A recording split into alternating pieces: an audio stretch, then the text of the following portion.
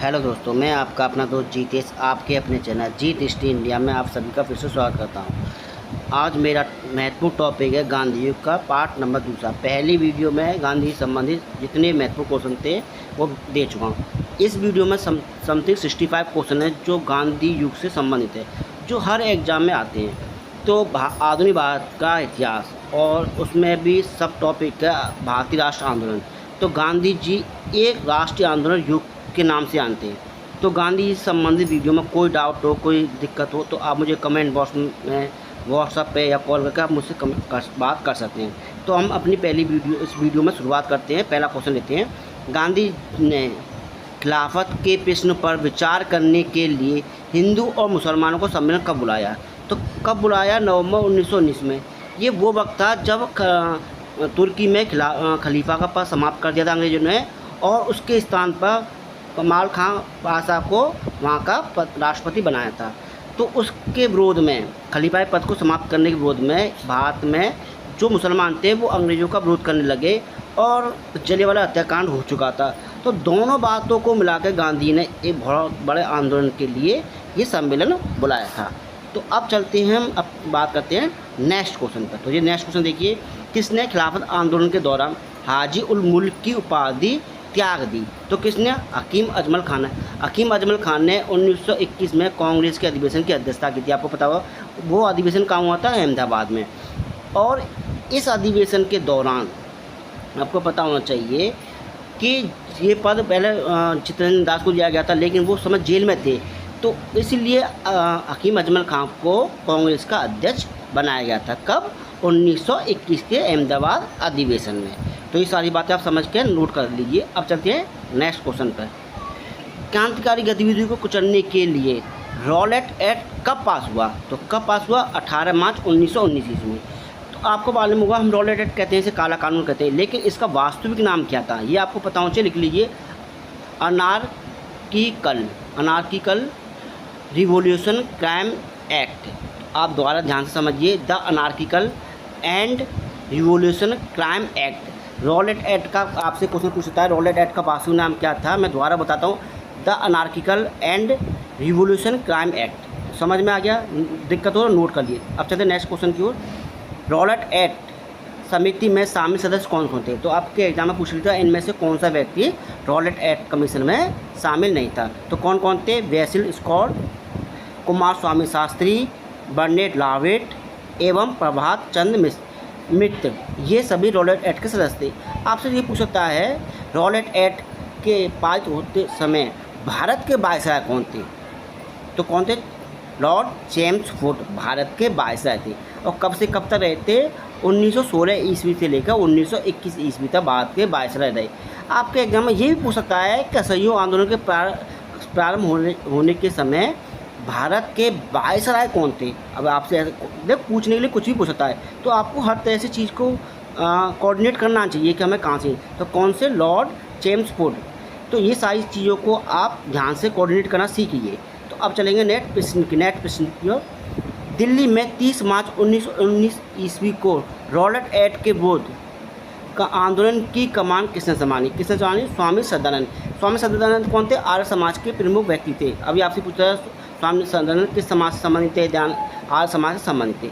अब ये वो व्यक्ति थे जिसने 4 अप्रैल 1919 ईस्वी में दिल्ली की जामा मस्जिद के मंच से हिंदू मुस्लिम एकता का भाषण दिया।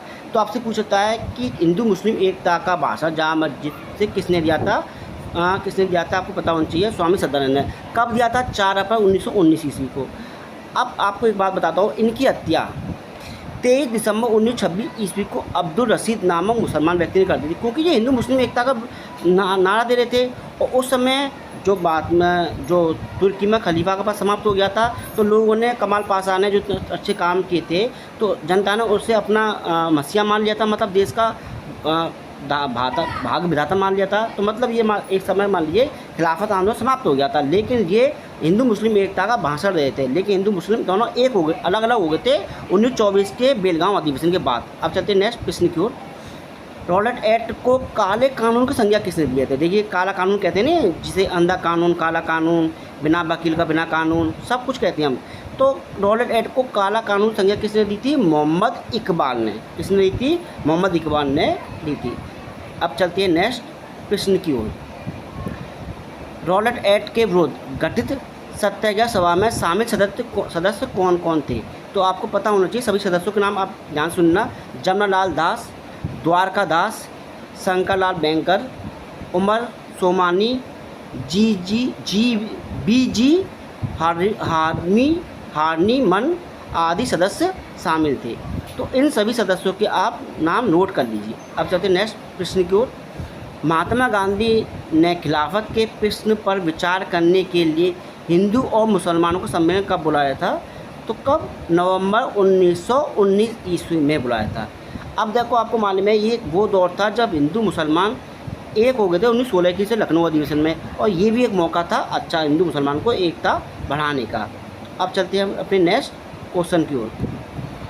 सत्याग्रह चलाने के लिए प्रतिज्ञा पत्र पर हस्ताक्षर अभियान किसने शुरू किया? गांधी जी ने शुरू किया।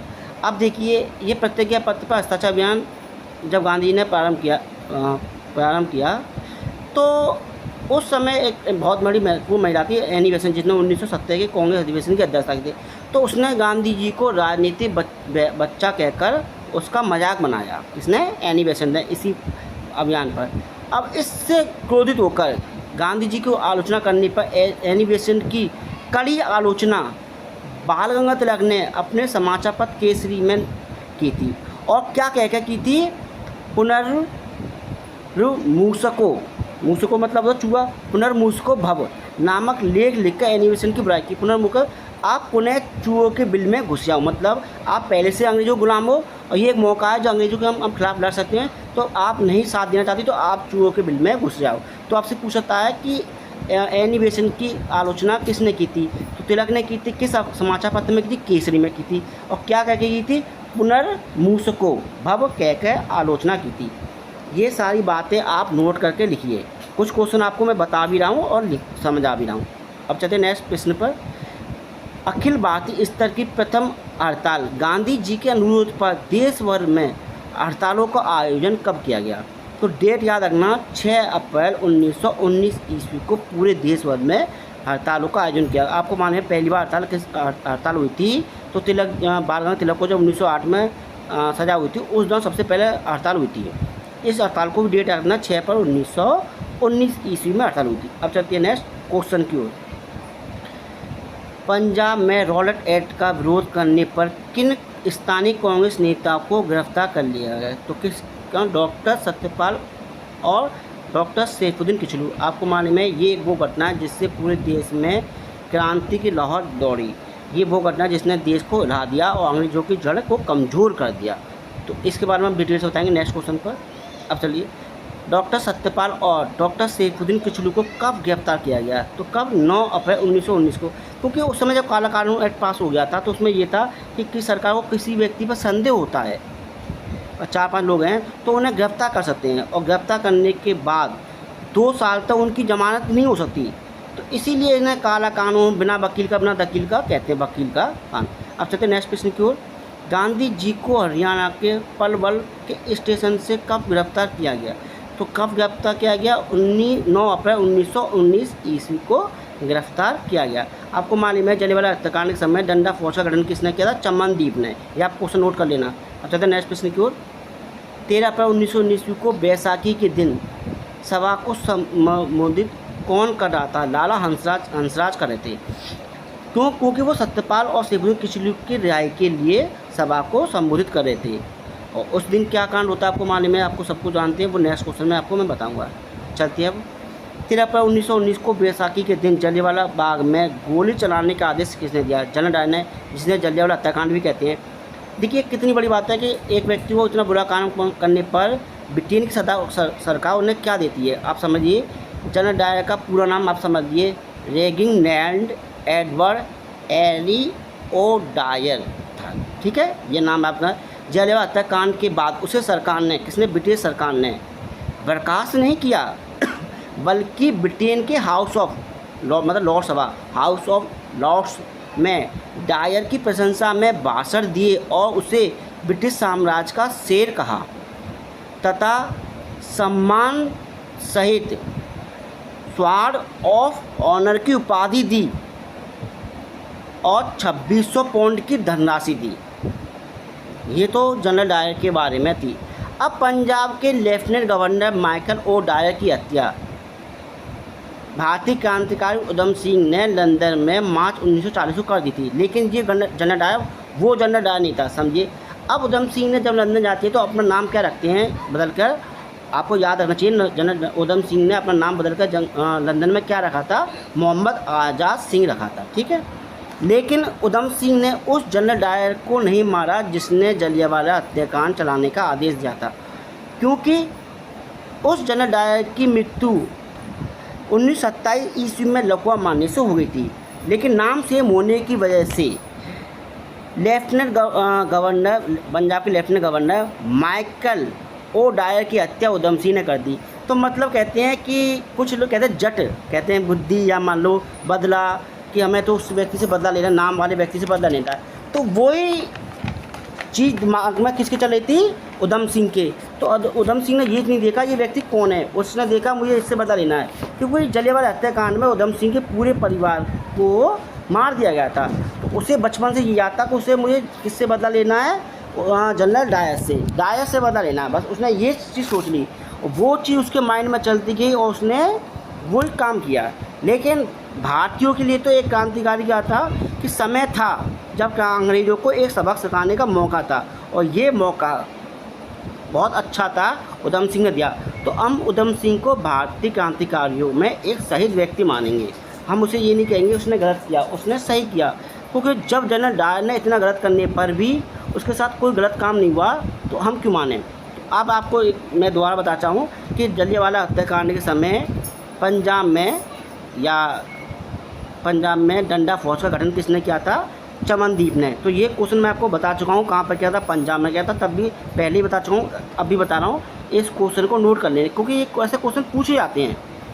अब आपको ये भी पता होना चाहिए जलियांवाला हत्याकांड के समय देखो गांधी जी पहले पकड़ लिए थे, 9 अप्रैल को पकड़ लिए थे, और 9 अप्रैल को भी पकड़ लिए थे सेबुद्दीन कुचनी और डॉक्टर सत्यपाल, है ना। लेकिन बाद में छोड़ दिया गया था।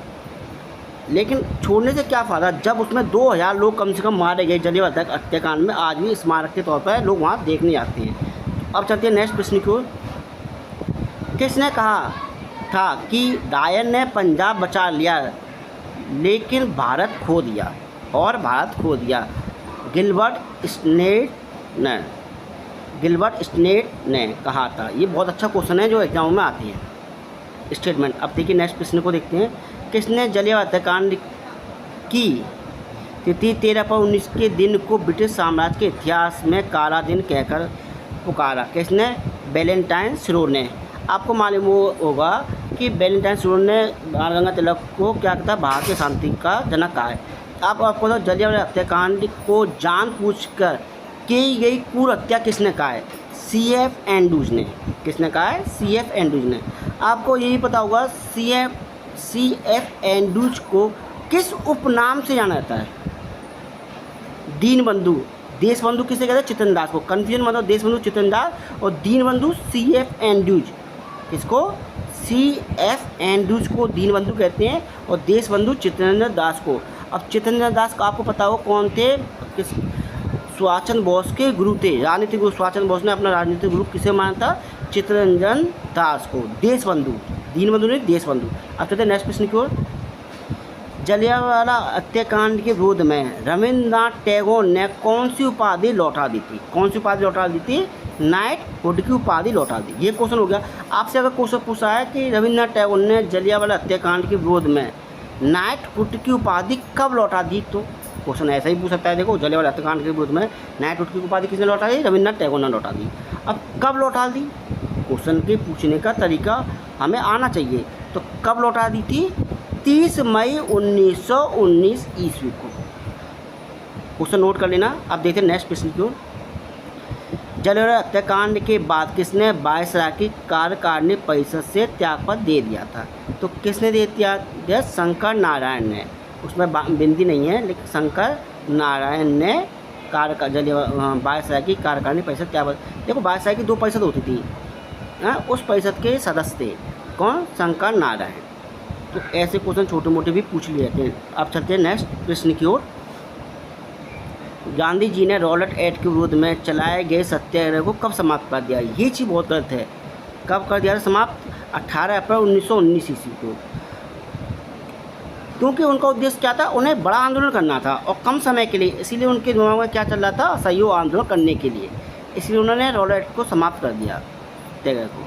अब चलते नेक्स्ट प्रश्न को। 14 अक्टूबर 1919 को भारत सरकार ने disorder inquiry committee Hunter commission के गठन की घोषणा की। ये समिति के अध्यक्ष कौन थे? लॉर्ड विलियम हंटर थे। किसके विरोध में की थी? जांच करने के लिए। किसकी जांच करने के लिए? जलियांवाला हत्याकांड की जांच करने के लिए एक कमेटी बनाई। अब आपसे पूछता है हंटर कमीशन में या कमेटी में कुल कितने सदस्य थे? 8। ठीक है, नॉर्मल क्वेश्चन पूछता है। इस कमेटी में कुल भारतीय सदस्य कितने थे? ये क्वेश्चन पूछता है 3। टोटल सदस्यों के नाम आप याद कर लिए, सुन लीजिए, ध्यान से समझना। लॉर्ड विलियम हंटर इसके अध्यक्ष थे पहले, थॉमस स्मिथ दूसरे, जॉर्ज बारो तीसरे, जस्टिन रैकिंस चौथे एवं राइस 5 व्यक्ति थे अंग्रेज। अब 3 भारतीय व्यक्तियों के नाम आप लोग को पता होना चाहिए। कौन कौन से 3 भारतीय कमेटी में शामिल थे? चिमनलाल सीतलवाड़, शाहजादा सुल्तान, जगत नारायण। ये 3 भारतीय सदस्य थे जो जलियांवाला हत्याकांड समिति की जांच में शामिल थे। लेकिन उस जांच समिति ने कितना बताया था कि 344 या 45 लोग इस घटना में शहीद हुए हैं बस। अब चलते नेक्स्ट प्रश्न को। हंटर कमीशन कमेटी ने अपनी रिपोर्ट कब प्रस्तुत की? मार्च 1920 ईस्वी को अपनी रिपोर्ट प्रस्तुत की, जिसमें कह दिया कि 300 लोग समथिंग मारे गए हैं या शहीद हुए हैं। अब हम चलते हैं नेक्स्ट प्रश्न को। भारतीय राष्ट्र कांग्रेस ने जलियांवाला हत्याकांड की जांच के लिए किसकी अध्यक्षता में एक समिति बनाई? भारतीय राष्ट्र कांग्रेस ने मदन मोहन मालवीय की अध्यक्षता में एक कमेटी बनाई।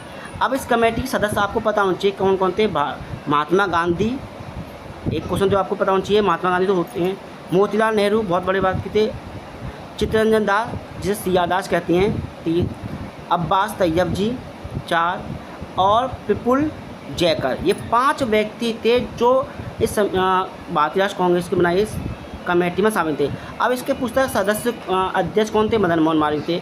तो आपको ये बाकी सदस्यों के नाम आपको रटने हैं, क्योंकि क्वेश्चन में से आपको पूछ लिया जाएगा कि इनमें से कौन सा व्यक्ति नहीं था।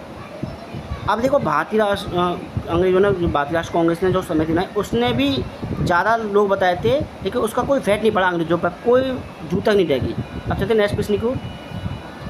31 सितंबर 1919 को ऑल इंडिया खिलाफत कॉन्फ्रेंस की लखनऊ में बैठक बुलाई गई, जिसमें किस दिन खिलाफत दिवस बनाने का निर्णय लिया गया? 17 अक्टूबर 1919 ईस्वी को। कब? 17 अक्टूबर 1919 को खिलाफत दिवस बनाने का निर्णय लिया गया। तो ये डेट आप थोड़ा नोट कर लेना, ऐसी डेट पूछ ली जाती है। अब चलते हैं नेक्स्ट क्वेश्चन की ओर। किसने खिलाफत आंदोलन को हिंदू और मुसलमानों की एकता के लिए ऐसे अवसर के रूप में देखा जो 100 वर्षों में पुनः प्रस्तुत नहीं होगा? किसने? महात्मा गांधी ने कहा ऐसा अवसर हमें फिर कभी नहीं मिलेगा। और चलते नेक्स्ट प्रश्न की ओर। 23 नवंबर 1919 को अखिल भारतीय खिलाफत कमेटी का पहला सम्मेलन कहाँ और किसकी अध्यक्षता में हुआ? तो किसकी अध्यक्षता में हुआ? फजलुल हक की अध्यक्षता में हुआ। अब आपसे पूछता कहाँ हुआ था? तो दिल्ली में हुआ था। दोनों चीज़ें आपको याद रखनी है, 23 नवंबर 1919 दिल्ली और फजलुल हक की अध्यक्षता में। अब चलते नेक्स्ट प्रश्न की ओर। किस तिथि को भारतीय खिलाफत कमेटी के सम्मेलन की अध्यक्षता किसने की थी? तो 24 नवंबर 1919 ईस्वी को महात्मा गांधी ने की थी खिलाफत कमेटी। अब आपको ध्यान रखना है, जब मुस्लिम लीग ने हिंदू की ओर दोस्ती का हाथ बढ़ाने के उद्देश्य से गो हत्या बंद करने का प्रस्ताव मुस्लिम लीग के अमृतसर अधिवेशन में दिसंबर 1919 में रखा गया। ठीक है, अब आपसे पूछता है इसकी अध्यक्षता किसने की थी? इसकी अमृतसर अधिवेशन की अध्यक्षता किसने की थी? हकीम अजमल खान ने। कब? 1919। और ये वो व्यक्ति हैं जिसने भारतीय राष्ट्र कांग्रेस की अध्यक्षता की थी। कब? 1921 ईस्वी में। ये मुस्लिम लीग के सदस्य हैं और ये मुस्लिम लीग के अध्यक्ष बने हैं। उस समय दोनों अधिवेशन, मुस्लिम लीग का और भारतीय राष्ट्र कांग्रेस का दोनों अधिवेशन अमृतसर में हुए थे। लेकिन ये बात आपको अमृतसर वाली याद रखनी है कि अमृतसर के अधिवेशन में गो हत्या, जिस दिन ईद वाले दिन भी गौ हत्या निषेध कर दिया गया कि हम ईद वाले दिन आपने देखा हुआ कि कोई भी गौ हत्या नहीं काटता, इसी दिन से ये निषेध है। अब चलते हैं नेक्स्ट प्रश्न को। मार्च 1920 में किसके नेतृत्व में एक शिष्टमंडल इंग्लैंड गया? किसके नेतृत्व में गया? मौलाना मोहम्मद अली और शौकत अली, जिसे कहते हैं अली बंधु कहते हैं, हम इसे अली बंदी कहते हैं। इन्होंने खिलाफत आंदोलन चलाया था बाद में। ये वो व्यक्ति हैं, मैं आगे आपको बताऊंगा, इन्होंने बाल गंगाधर तिलक की अर्थी को कांधा भी दिया था मुसलमानों ने। अब चलते हैं नेक्स्ट प्रश्न की ओर। खिलाफत कमेटी की किस मीटिंग में गांधी जी से असहयोग आंदोलन का नेतृत्व संभालने का आग्रह किया? 20 जून 1920 को, ठीक है, 20 जून 1920 को किया था। अब मैं आपको एक क्वेश्चन बताता हूँ। खिलाफत दिवस 31 अगस्त 1920 को अखिल भारतीय स्तर पर बनाया गया। आपसे पूछता अखिल भारतीय स्तर पर कब बनाया गया? 31 अगस्त 1920 को बनाया गया। अब चलते हैं नेक्स्ट प्रश्न की ओर। असहयोग आंदोलन के प्रारंभ होने के समय भारत के वायसराय कौन थे? तो मैं अभी बता चुका था, क्वेश्चन में आ गया फिर से, लॉर्ड चेम्सफोर्ड थे। अब आपको पता ये हुआ कि असहयोग आंदोलन की समाप्ति या चोरी चोरा कांड के समय भारत के वायसराय कौन थे? कौन थे? Lord Reading. ये एकमात्र भारत के वायसराय या गवर्नर जनरल थे जो यहूदी थे, जो जर्मनी में यहूदी रहते ना, जिनको हिटलर ने मारा था यहूदी, ये वो यहूदी थे। तो इन यहूदियों को आपको ध्यान रखना। एकमात्र यहूदी कौन था? Lord Reading. मैं आपको एक क्वेश्चन और बताता हूँ, आप ध्यान रखना। मदन मोहन मालवीय ने 1915 ईस्वी में हिंदू महासभा की स्थापना की थी। कहाँ पर की थी? हरिद्वार में। अभी मैंने आपको मदन मोहन मालवीय के बारे में बताया था, उसमें नहीं बताया था, इसमें बताता हूँ। मदन मोहन मालवीय ने हिंदू महासभा की स्थापना की थी कब? 1915 ईस्वी में। एक क्वेश्चन। दूसरा क्वेश्चन भी आपको पता होना चाहिए, मदन मोहन मालवीय ने बनारस हिंदू विश्वविद्यालय की स्थापना की थी कब? 1916 ईस्वी में। कहाँ की थी? बनारस में। यह भी बता दिया। आपसे तीसरा क्वेश्चन यही पूछता है, महात्मा गांधी ने मदन मोहन मालवीय को कौन सी उपाधि दी थी? तो कौन सी उपाधि थी? महामना की उपाधि थी, और भिखारियों का राजा भी कहा है। कई उपाधियाँ दी गई हैं मदन मोहन मालवीय को। अब चलते हैं नेक्स्ट क्वेश्चन की ओर। देखिए, जलियांवाला हत्याकांड और खिलाफत मुद्दे को लेकर गांधी जी ने असहयोग आंदोलन का प्रस्ताव कब कहाँ प्रस्ताव रखा? तो सितंबर 1920 के कलकत्ता के विशेष अधिवेशन में। किसमें? विशेष अधिवेशन, जिसकी अध्यक्षता लाला लाजपत राय ने की थी। अब चलते नेक्स्ट प्रश्न की ओर। 1919 में खिलाफत आंदोलन में कांग्रेस की भागीदारी का विरोध करने वाले प्रमुख हिंदू कांग्रेसी नेता कौन थे? कौन थे? मदन मोहन मालवीय। उन्होंने इसका विरोध किया था, आप मुसलमानों को इस आंदोलन में साथ ना लें। अब चलते हैं नेक्स्ट प्रश्न की ओर।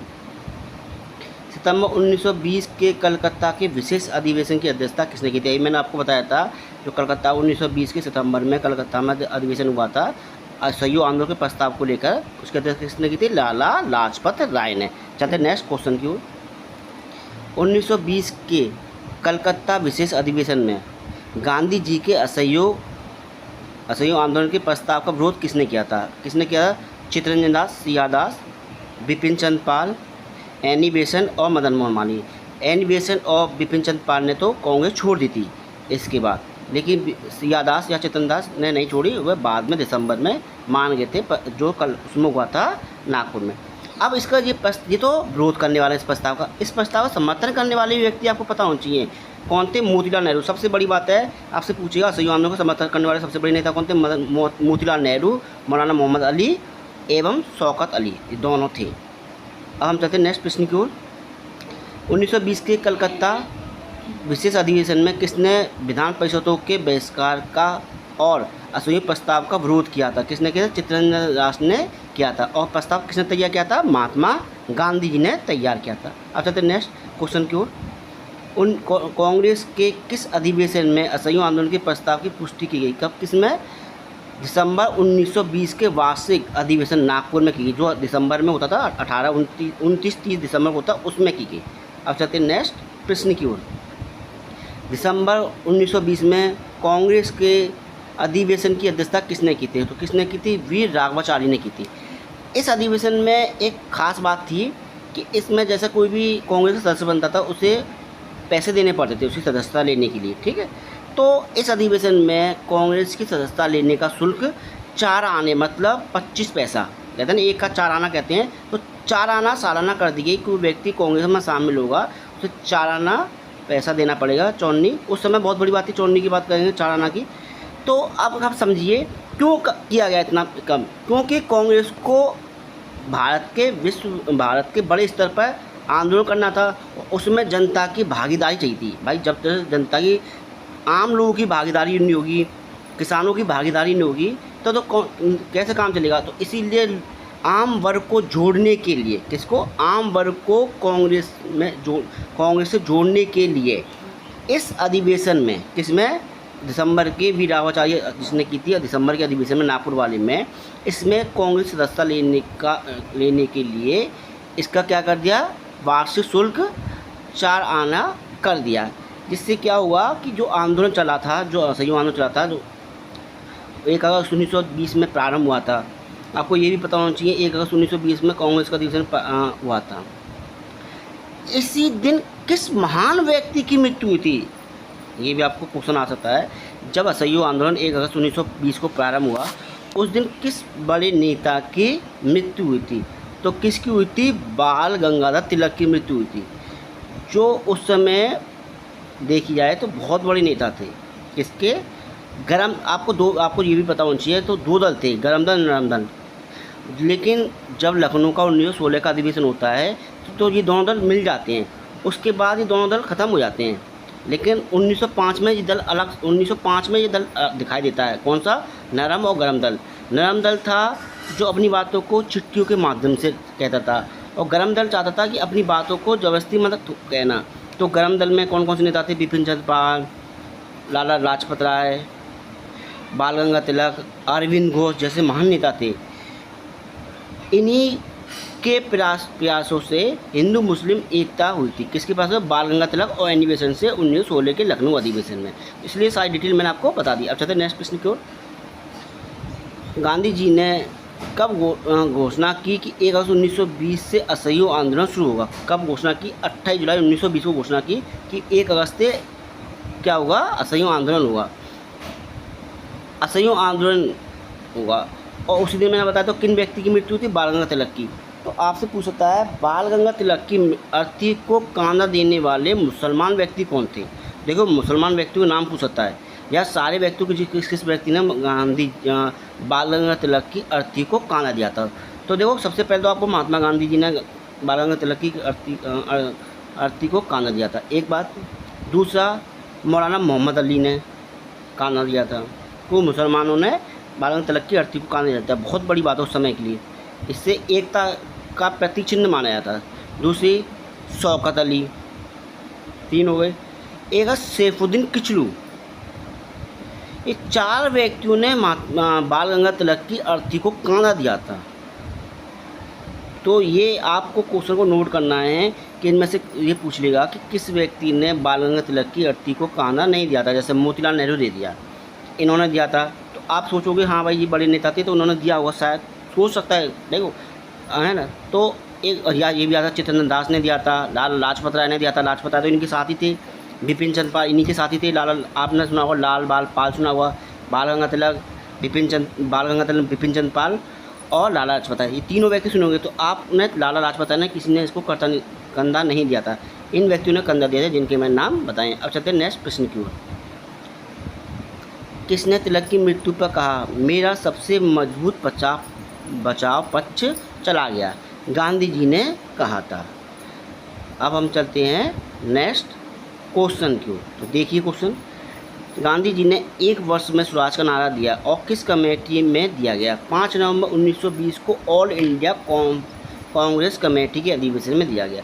देखिए, मैं एक बात बताता हूँ आपको, गांधी जी ने अपनी पुस्तक हिंदू स्वराज 1909 में लिखी थी, किस पे, किंडोलन जहाज़ पर, लंदन से अफ्रीका जाते हुए, ब्रिटेन से अफ्रीका जाते हुए। उसमें इन्होंने कहा था, एक स्टेटमेंट दिया था जिसका प्रयोग उन्होंने 13 साल बाद किया था।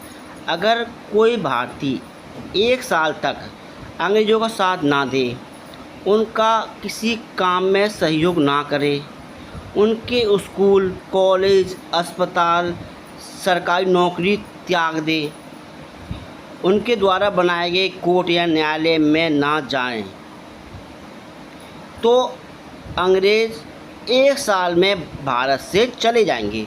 ये वाली बात गांधी जी ने 1909 में हिंदू स्वराज में लिखी। अब देखो इसका प्रयोग 9 में लिखी और इसके 11 साल बाद इसका प्रयोग किया 1920 में, किसमें, असहयोग आंदोलन में। लेकिन इसीलिए गांधी ने कहा था कि मैं 1 वर्ष में आपको स्वराज दिला दूंगा। ठीक, उनको विश्वास था कि ऐसा करने, तो कई व्यक्तियों ने अपनी वकालत छोड़ दी।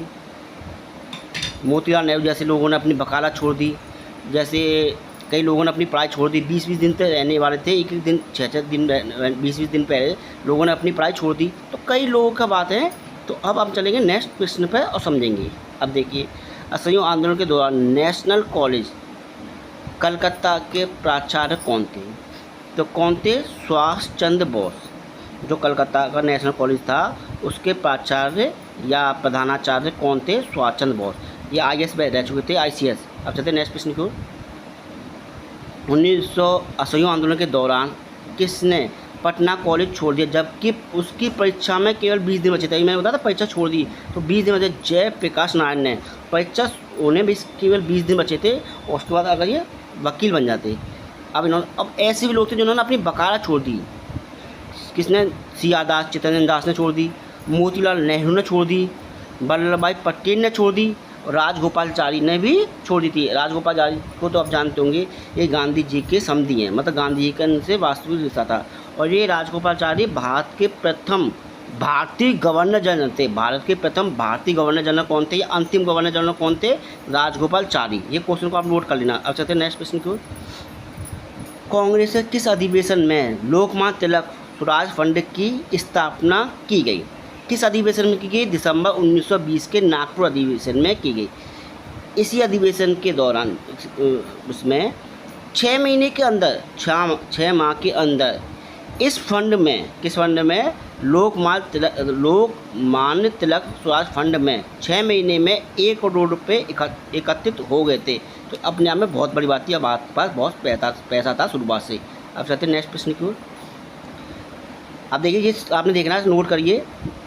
असहयोग आंदोलन के कार्यक्रमों में 2 भाग है, प्रमुख भाग हैं। एक मुख्य कार्यक्रम, एक रचनात्मक कार्यक्रम, मतलब निर्माण वाला कार्यक्रम।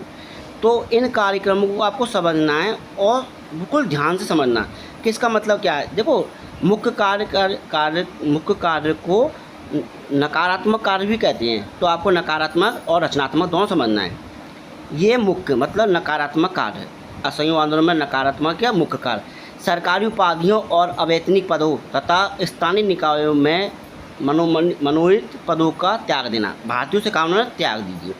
सरकारी और सरकारी उत्सवों का बहिष्कार करिए। ठीक है, सरकारी स्कूल, कॉलेज एवं अदालतों का बहिष्कार करिए, मत छोड़ दीजिए। मैंने अभी बता था, स्कूल को छोड़िए, सरकारी अदालतों को छोड़िए, इनका बहिष्कार करिए। विदेशी वस्त्रों व वस्तुओं का बहिष्कार करिए। सरकार द्वारा आयोजित चुनावों में किसी भी रूप में भाग ना ले और सैनिक और श्रम मेसोपोटामिया में जाकर नौकरी ना करने। नेक्स्ट क्वेश्चन देखो, नेक्स्ट बात, रचनात्मक कार्यक्रम। राष्ट्रीय स्कूल व कॉलेजों की स्थापना की। राष्ट्रीय स्कूल व कॉलेजों की स्थापना की जाए, अपने द्वारा बनाए हुए कॉलेज व स्कूल की स्थापना। विवादों के निपटारण के लिए पंचायतों की स्थापना की जाए। कोर्ट में ना जाए। हाथ से कताई बुनाई को प्रोत्साहन दिया जाए। हिंदू मुस्लिम एकता को बनाए रखना। छुआछूत का त्याग व अहिंसा का पालन करना। आंदोलन के कार्यक्रमों की गतिविधि के लिए 1 करोड़ रुपए का कोष स्थापित किया जाए, जिसका नाम क्या था? तिलक स्वराज फंड होगा, क्योंकि तिलक की मृत्यु 1 अगस्त 1920 को हो गई थी। इस कारण कोष का नामकरण स्वराज तिलक फंड किया गया था। पहले से तय हो गया था कि हमें पैसा इकट्ठा करना। भाई कार्यक्रम करोगे, आंदोलन करोगे, उसके लिए जनता के लिए पैसा चाहिए कि नहीं चाहिए, इन चीज़ों को आप लिख लेना। अब चलते हैं नेक्स्ट प्रश्न की ओर। अखिल भारतीय कांग्रेस के मंच पर पहली बार कब किसने पूर्ण स्वराज की मांग को उठाया, लेकिन यह प्रस्ताव पास ना हो सका? किसने उठाया था? मौलाना हसरत मोहानी ने 1921 के अधिवेशन में। किस अधिवेशन में? अहमदाबाद अधिवेशन में। इसकी अध्यक्षता किसने की? हकीम अजमल खान ने की थी। ये आपको मैं पहले बता चुका हूँ, लेकिन दोबारा बता रहा हूँ। अच्छा, नेक्स्ट क्वेश्चन की ओर। 1921 में कांग्रेस अधिवेशन की अध्यक्षता किसकी अध्यक्षता में हुआ था? 1921 का कांग्रेस का अधिवेशन किसकी अध्यक्षता में हुआ था? वही मैंने बताया था, हकीम अजमल खान की अध्यक्षता में हुआ था। कहाँ पर हुआ था? अहमदाबाद में हुआ था। इसी में पूर्ण स्वराज का प्रस्ताव रखा गया था। अभी आपने क्वेश्चन देखा, तो सारी बातों को मैं आपको क्वेश्चनों के माध्यम से दे रहा हूँ, समझिए। अब चलते हैं नेक्स्ट प्रश्न की ओर। किसके जेल में होने के कारण 1921 में अहमदाबाद सम्मेलन में कांग्रेस का अध्यक्ष किसे चुना गया? तो कांग्रेस का अध्यक्ष किसे चुना गया? चित्तरंजन दास को चुना गया, लेकिन ये जेल में थे और जेल में होने के कारण इस अधिवेशन की अध्यक्षता किसने की थी? हकीम अजमल खान ने की थी। अभी आपने देखा 1921 का अहमदाबाद अधिवेशन की अध्यक्षता किसने? हकीम अजमल खान ने। अब चलते हैं नेक्स्ट प्रश्न की ओर। अबुल कलाम आज़ाद ने असहयोग आंदोलन का प्रचार किस पत्रिका के माध्यम से किया था? किस पत्रिका के माध्यम से किया था? अल हिलाल पत्रिका के माध्यम से किया था। इनका जन्म आपको मालूम है मक्का में हुआ था। ये भारत के प्रथम शिक्षा मंत्री भी रहते हैं, अब रहे थे जब भारत का अंतिम सरकार बनी थी, उसमें भी शिक्षा मंत्री थे। आपने देखा भी होगा अबुल कलाम आज़ाद ने अल हिलाल नाम पत्रिका से भारत में असहयोग आंदोलन का प्रचार किया था। कोई डाउट हो तो कमेंट में लिख सकते हो। अब चलते हैं नेक्स्ट प्रश्न की ओर। खिलाफत आंदोलन एवं असहयोग आंदोलन के बारे में किसने कहा? इस मिसाल में हमें मुसलमानों को हिंदू से बढ़ा नहीं सके, मतलब वो हिंदू मुस्लिम एकता वाला बांटो राज करो का वाला बात की थी कि भाई बांटो 1905 में हुआ था, मुस्लिम लीग का 6 में अधिवेशन हो गया था। तो किसने कहा था? दिल्ली के कलेक्टर एचिसन ने कहा था। ठीक है, इस चीज़ को नोट कर लीजिए। चलते हैं नेक्स्ट प्रश्न की ओर। असहयोग आंदोलन में गिरफ्तार होने वाले प्रथम नेता कौन थे? तो प्रथम नेता कौन थे? मौलाना मोहम्मद अली। देखो दो भाई थे, मौलाना मोहम्मद अली, शौकत अली। ये दोनों भाई को मैंने बताया था जिन्होंने खिलाफत आंदोलन चलाया था। इन्हीं की गिरफ्तारी प्रथम हुई थी। तो प्रथम नेता है, तो ऐसा क्वेश्चन कई बार एसएससी बैंक रील में पूछा जाता है, उसे नोट कर लीजिए। अब चलते हैं नेक्स्ट प्रश्न की ओर। ये क्वेश्चन बहुत इंपॉर्टेंट है, इसे क्वेश्चन को ध्यान समझिए। असहयोग आंदोलन के दौरान विदेशी वस्तुओं के जलाए जाने को अवैविक या निष्ठुर बर्बादी की संज्ञा देकर किसने इसका विरोध किया था? किसने विरोध किया था? रविन्द्रनाथ टैगोर ने कहा था कि विदेशी वस्तु जलाने से हमें कोई बेनिफिट नहीं है, तो विदेशी वस्तु जलाना बर्बादी है। लेकिन अब क्वेश्चन ध्यान से नोट करना, किसने कहा था या गांधी जी ने कहा था? मैं आपको बताता हूँ ये किसने कहा था। विदेशी वस्तु की बर्बादी ही अंग्रेजों के साथ सर्वोच्चतम व्यवहार है। तो ये किसने कहा है? तो आपको मैंने बता दिया, गांधी ने कहा है कि कैसे विदेशी वस्तुओं की बर्बादी ही उनके साथ सर्वोच्चतम व्यवहार है। तो किसने कहा है? गांधी जी ने। देखो रविन्द्रनाथ टैगोर ने विदेशी जो वस्तुएं हैं उनकी जलाए जाने की वो क्या कहता है? निष्ठुर बर्बादी का है। इन्होंने क्या कहा गांधी जी ने कि उनके साथ किया गया ये विवाह सर्वोच्चतम विवाह है। जब तक आपने देखा गांधी जी ने कई चीज़ बताई, अपने स्कूल बनाने चाहिए, राष्ट्रीय स्कूल बनाने चाहिए, विदेशी वस्तु जलाना चाहिए, तो ये इसका विरोध रविन्द्रनाथ टैगोर ने किया था और ये क्वेश्चन कई बार पूछ चुका है। अब चलते हैं नेक्स्ट प्रश्न की ओर। सितंबर 1921 में किस स्थान पर किसी कार्यकर्ता ने गांधी जी से खादी के महंगी होने की शिकायत की? तो किस स्थान पर की? मुदरी में की थी। आपने देखा होगा 2023 में पेट का एग्जाम हुआ था, तो उस एग्जाम में ये क्वेश्चन पूछा गया था कि आज के समय कोई एग्जाम में पूछने का तरीका है कि गांधी ने किस आंदोलन के दौरान खादी वस्त्र पहनना आरंभ कर दिया, लंगोटी पहनना आरंभ किया, लंगोटी इसी आंदोलन में, असहयोग आंदोलन में। अच्छा तो नेक्स्ट प्रश्न की ओर। किस स्थिति को गांधी जी ने जीवन भर मात्र लंगोटी में रहने का वचन दिया? 22 सितंबर 1921 को। अब मैंने आपको बताया था पिछली बार पेट में पूछा था, गांधी जी ने किस आंदोलन में जीवन भर लंगोटी पहनने का निर्णय लिया? तो असहयोग आंदोलन में। ये क्वेश्चन खाली ये पूछा था, मैं आपको डेट बता रहा हूँ, 22 सितंबर 1921 को गांधी जी ने जीवन भर लंगोटी में रहने का वचन लिया कि खादी अगर महंगी है तो मैं जीवन भर लंगोटी पहनकर रहूंगा। ऐसे क्वेश्चन पूछे जा रहे हैं आज के समय। अब चलते हैं नेक्स्ट प्रश्न की। प्रिंस वेल्स मुंबई की स्थिति को बात आए तो किस स्थिति को? 17 सितंबर 1921 को। उस समय इंग्लैंड का राजा कौन था? किंग जॉर्ज पंचम था। अब देखिए प्रिंस ऑफ वेल्स के बाद आगमन पर उनका स्वागत काले झंडे दिखाकर किया गया, क्योंकि गांधी जी ने इसका विरोध गांधी ने किया था, गांधी जी के नेतृत्व चल रहा था। क्योंकि गांधी जी ने अली बंधु शौकत अली और मौलाना मोहम्मद अली, जो पहले व्यक्ति को गिरफ्तार किया था, मौलाना मोहम्मद अली और शौकत अली, अली बंधुओं की रिहाई ना किए जाने कारण प्रिंस ऑफ वेल्स के बाद आगमन का बहिष्कार किया था। इसका प्रिंस ऑफ वेल्स के भारत आगमन का बहिष्कार किया था। अब आपसे पूछ सकता है उस समय किंग के राजा कौन थे? ये आपको बता दिया मैंने। उस समय भारत के वायसराय कौन से थे? ये मैंने आपको बता चुका हूँ पिछली बार, अभी मेरे क्वेश्चन है, लेकिन मैं आपको दोबारा बताता हूँ कि जब ये आंदोलन प्रारंभ हुआ उस समय तो कौन थे? जेम्स फोर्ड थे, कौन थे? वायसराय चेम्स होते हैं। लेकिन आपसे मैं एग्जाम में तो पूछने का तरीका कुछ भी हो, वो कुछ भी पूछ सकता है, लेकिन आपसे पूछेगा कि जब प्रिंस ऑफ वेल्स भारत आए थे उस समय भारत के वायसराय कौन थे?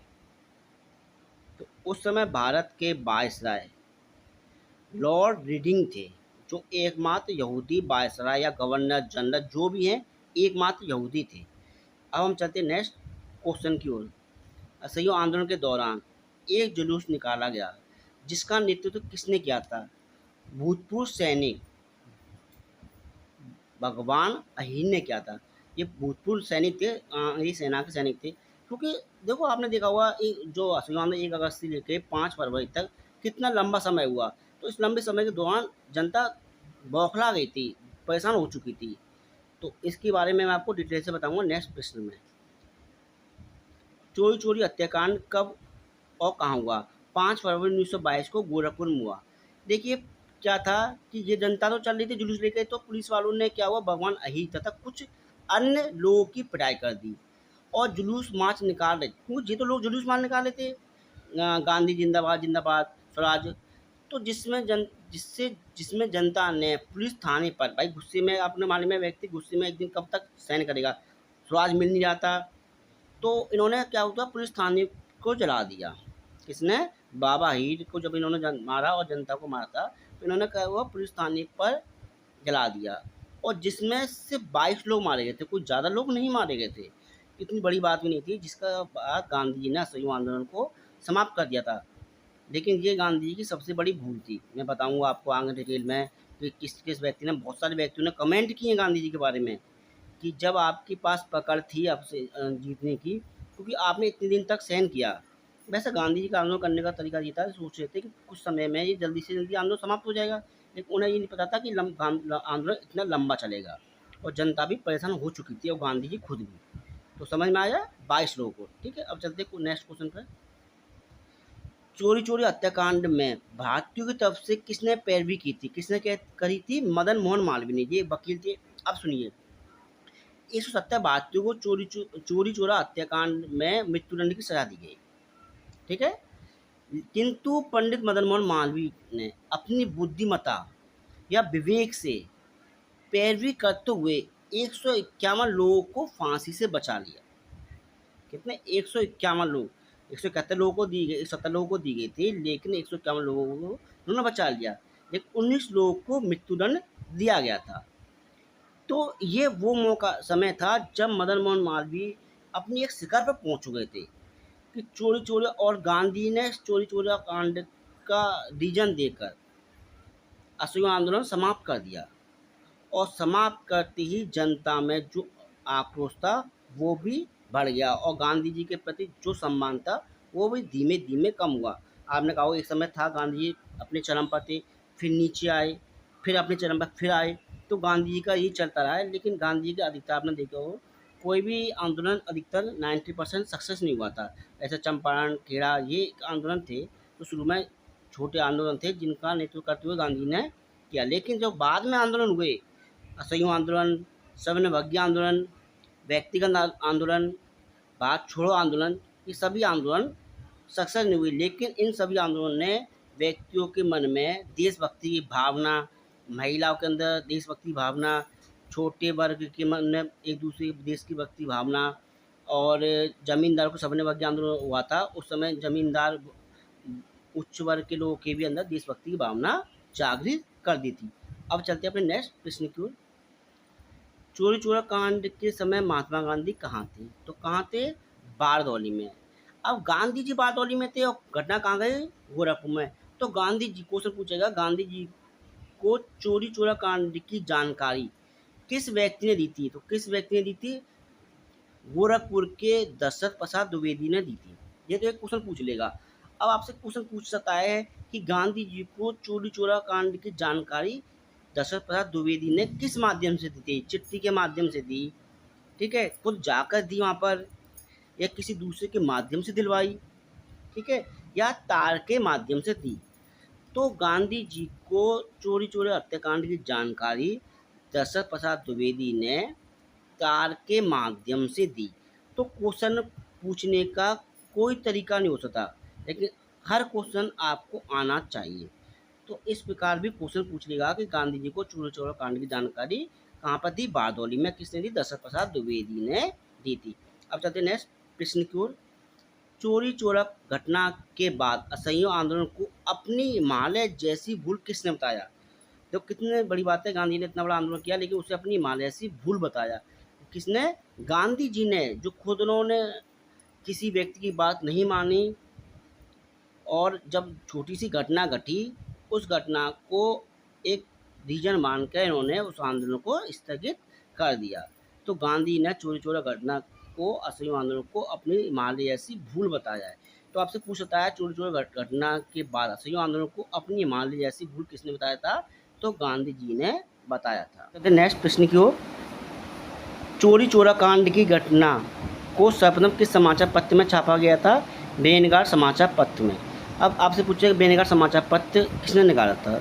तो बेनगार समाचार पत्र एम.एन. राय ने। आप जानते हो एम.एन. राय ने, ठीक है। अब आपसे पूछिएगा बेनगार समाचार पत्र किसने निकाला था? जैसे व्यक्ति का नाम ना दे, नॉर्मल बात करें, अगर व्यक्ति का नाम ना दे, एम.एन. राय का नाम ना दे, तो धर्मदल, नरमदल, है ना, या किसानों ने, जमींदारों, कोई भी ऐसी चीज़ दे तो आपको याद रखना है बेनगढ़ नामक समाचार पत्र साम्यवादियों ने निकाला। और साम्यवादी कौन थे? जो देश को कहते थे जनता का देश है, जैसे रूस, चीन।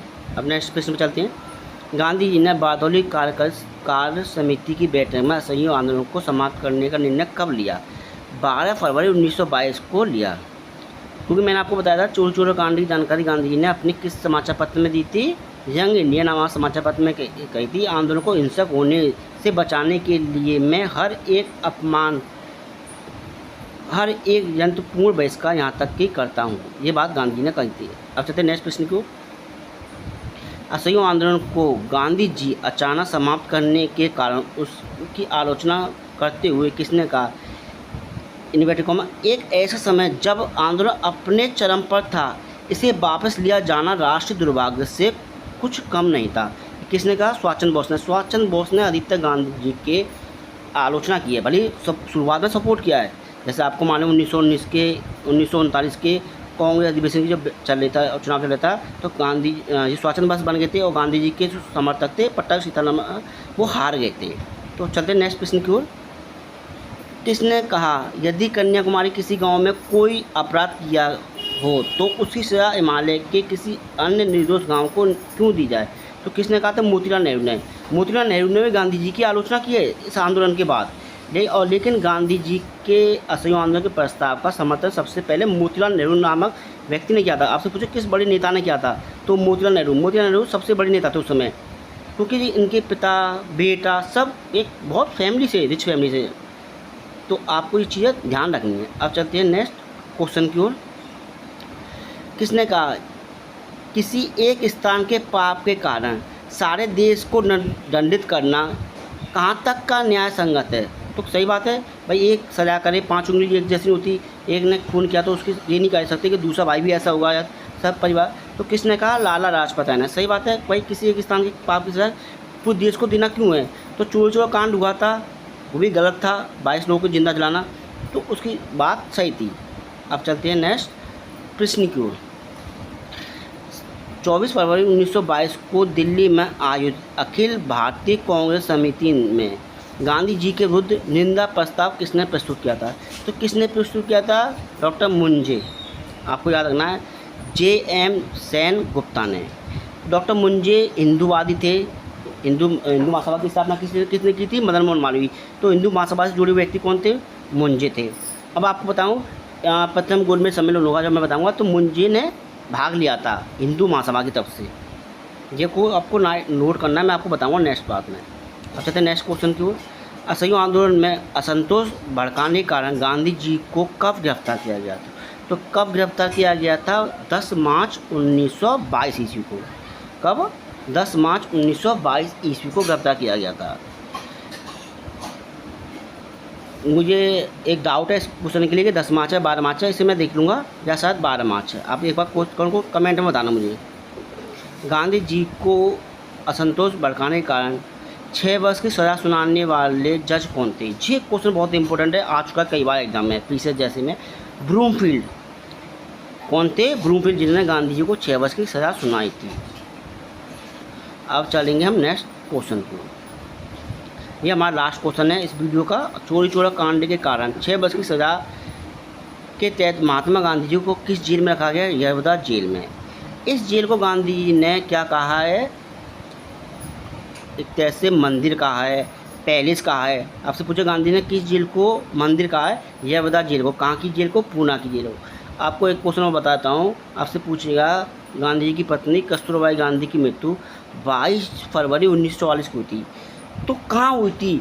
इसी पूना की यरवदा जेल में हुई थी। ये आपको नोट करना है कि कस्तूरबा गांधी की मृत्यु कहाँ हुई थी? पूना की यरवदा जेल में हुई थी, और इसी जेल को गांधी जी ने मंदिर कहा है। तो यहाँ तक आपको किसी भी प्रकार की कोई क्वेश्चन में कोई डाउट है, कमेंट में आप लिख सकते हैं, व्हाट्सएप पर कर सकते हैं। आप मेरी वीडियो को लाइक कर, सब्सक्राइब करें, बेल आइकन को दबाना मत भूलिए, अपने दोस्तों को शेयर करिए। जय हिंद।